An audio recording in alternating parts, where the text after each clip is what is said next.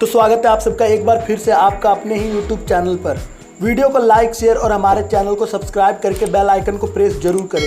जी दोस्तों, आपको बता दें सुशांत सिंह राजपूत की मौत के बाद कई लोगों पर इस मामले पर बातचीत करके पब्लिसिटी बटोरने के आरोप लग रहे हैं। अपने पर्सनल फायदे के लिए सुशांत की मौत का फायदा उठाने वालों पर सोनू सूद ने भी सवाल उठाए हैं। रिपब्लिक टीवी को दिए इंटरव्यू में सोनू ने कहा, कई लोग सुशांत की मौत का फायदा उठाने की कोशिश कर रहे हैं, जो कि बेहद दुर्भाग्यपूर्ण है। पटना में रह रहे उनके परिवार के बारे में एक बार सोचिए, वो किस दर्द से गुजर रहे होंगे। वहीं जो लोग जिंदगी में सुशांत से कभी नहीं मिले, वो अब डिबेट में हिस्सा ले रहे हैं, जो कि ठीक बात नहीं है।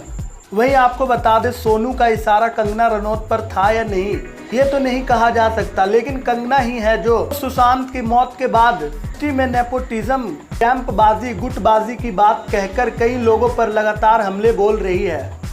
सुशांत सिंह राजपूत की मौत ने हम सबको झंझोड़ के रख दिया है, मगर कुछ लोग जो इस चीज़ में माहिर हैं कि कैसे एक पैरेलल नैरेटिव चलाना है, वो इस तरह से चला रहे हैं कि हाँ, जिनका दिमाग कमज़ोर होता है वो ये डिप्रेशन में आते हैं और सुसाइड वगैरह कमिट करते हैं। जो बंदे ने स्टैनफोर्ड की स्कॉलरशिप, वो रैंक होल्डर है in his entrance for engineering, उसका दिमाग कमज़ोर कैसे हो सकता है? अगर आप देखें उनके कुछ लास्ट पोस्ट, वो क्लियरली कह रहे हैं कि लोगों को बैक कर रहे हैं कि प्लीज़ मेरी फिल्में देखो, मेरा कोई गॉड फादर नहीं है, मुझे निकाल दिया जाएगा इस इंडस्ट्री से। अपने इंटरव्यू में वो जाहिर कर रहे हैं कि मुझे क्यों नहीं ये इंडस्ट्री अपनाती है, I feel like a left over. तो क्या इसमें इस हादसे की कोई बुनियाद नहीं है?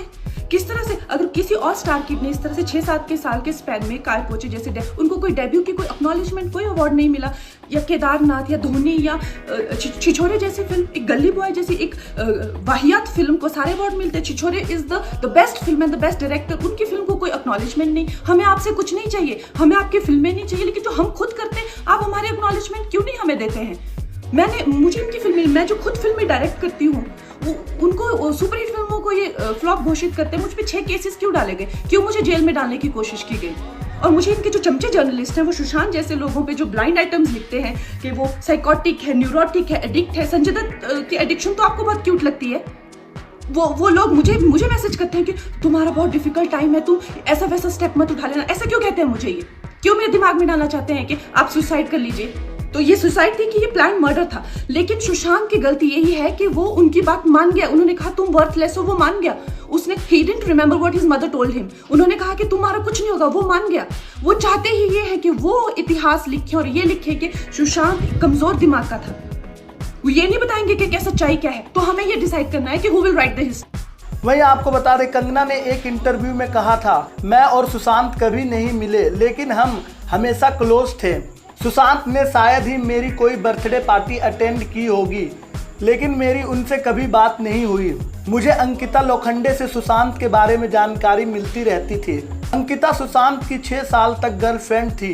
उन्होंने कंगना के साथ Manikarnika the queen of Jhansi में काम किया था।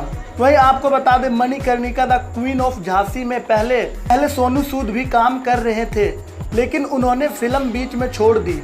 दरअसल कंगना ने आधी से ज़्यादा फिल्म शूटिंग के बाद बतौर डायरेक्टर फिल्म के निर्देशन की कमान संभाली थी, जिसके बाद सोनू और उसके बीच कुछ विवाद हुए और फिर उन्होंने फिल्म को छोड़ दी। इसके बाद कंगना ने कहा था कि सोनू महिला निर्देशन के अंडर में काम नहीं करना चाहते थे, इसलिए उन्होंने फिल्म छोड़ दी।